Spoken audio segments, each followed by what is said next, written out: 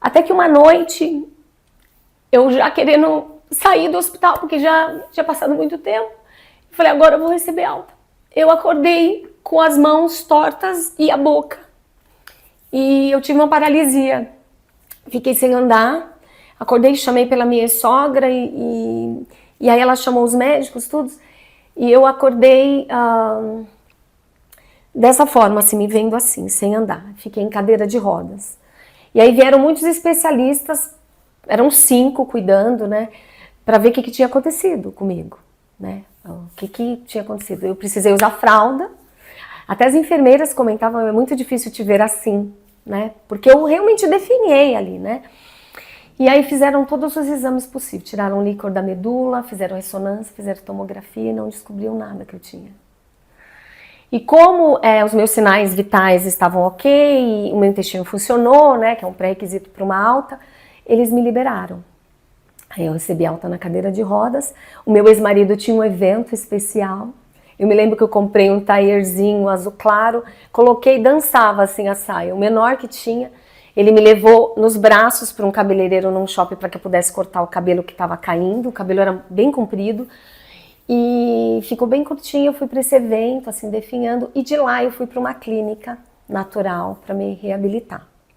Era uma clínica muito cara, não dava para ficar acompanhante, eu não andava. E o quarto era minúsculo, da cama, e aí não cabia cadeira de rodas. Então eu tinha que ir segurando nas paredes para chegar até o banheiro. E assim eu fui. De cadeira de rodas eu consegui ir até o restaurante. E assim eu fui me reabilitando. Era uma alimentação natural, vegetariana, tratamentos naturais de hidroterapia, muitas massagens. Então eu desintoxiquei o meu organismo da químio e eu fui voltando então os movimentos ali. E o meu ex-marido ia me visitar. Só que numa dessas visitas eu voltei aqui ao movimento, né? Braços, mãos, pernas, e paralisei o rosto. Só que eu não podia de forma nenhuma paralisar o rosto porque eu precisava comer bem para não entalar.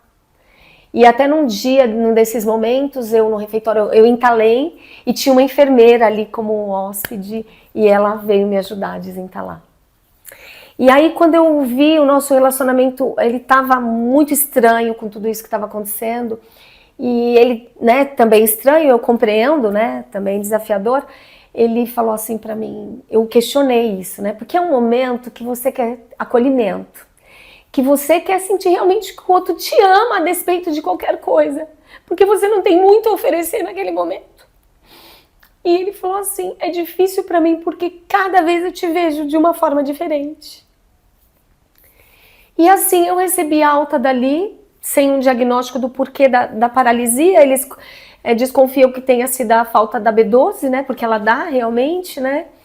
Enfim, recebi alta, tendo realizado uma cirurgia onde eu retirei todo o estômago, parte do esôfago, parte do intestino. Posteriormente a vesícula, já tinha tirado o apêndice. Eu brinco que eu falo que eu sou um homem de lata do Mágico de Oz. Tenho o coração batendo. E assim foi, recebi alta, fui para casa, assim, fragilizada, né? E como eu tinha muita fé, eu senti assim, uma presença de Deus muito grande. E nesse momento em que eu me vi uma flor murchando, eu ouvi assim, nitidamente, né? Ainda que o meu homem exterior se corrompa, que o meu interior, contudo, se renove a cada dia. Porque eu poderia passar por muitas coisas, mas se o meu interior estivesse mais fortalecido, eu passaria, né, por tudo aquilo. E assim eu fui para casa. O relacionamento, ele balançou bastante, muito, muito mesmo. Chegando em casa, ele raspou minha cabeça, eu pedi que ele raspasse, né? Eu comecei a usar lenço, a gente até foi num parque, depois eu fui sem lenço, comecei a lidar com aquilo, mas um relacionamento um tanto distante, bastante abalado. Até nesse mesmo ano eu fui de metrô para o Natal, para casa dos meus pais, porque ele não quis ir, né? Enfim. E daí ele pediu no trabalho dele que nós fôssemos transferidos para um lugar mais tranquilo, para que eu pudesse me recuperar melhor, e a gente ia ali recomeçar tudo. E a gente foi para uma cidade litorânea. O ano era 2014. E aí eu precisava voltar tudo, né? Forma física, a comer bem, fui para academia, e as coisas, cabelo crescendo, foram tudo. E detalhe, nós éramos um casal pastoral, que se diz, né? Ele era um pastor, ele tinha igrejas para cuidar, pregações a serem feitas e tudo mais. E eu fui muito acolhida por essa comunidade religiosa sempre, nesse momento, né? Muito acolhida. Nós chegamos lá, fomos muito acolhidos e tal. E ali nós moramos um período. Eu fui voltando à forma, as coisas, achando que estava... Nesse período do câncer, a gente pensou em se separar, a gente chegou a conversar. Vamos nos separar, então, o que a gente vai fazer? Mas como um casal pastoral, vamos tentar, vamos ver o que vai dar. E aí a gente continuou, fomos levando. Mudamos para uma casa dos sonhos, porque na minha infância eu morava em casas muito simples e quando não choviam nas casas, né? E eu fui morar numa casa de novela, assim, que tinha 3 salas, closet, quarto de hóspede, era uma casa incrível. E eu me lembro que a gente comprou um cachorrinho, um golden, que me ajudou, bem pequenininho, 45 dias, hoje eu adotaria, né? Para me ajudar nesse processo de recuperação. De fato, foi o filho que eu não tive. Foi muito bom, o Atos. E fui me recuperando ali, voltando tudo.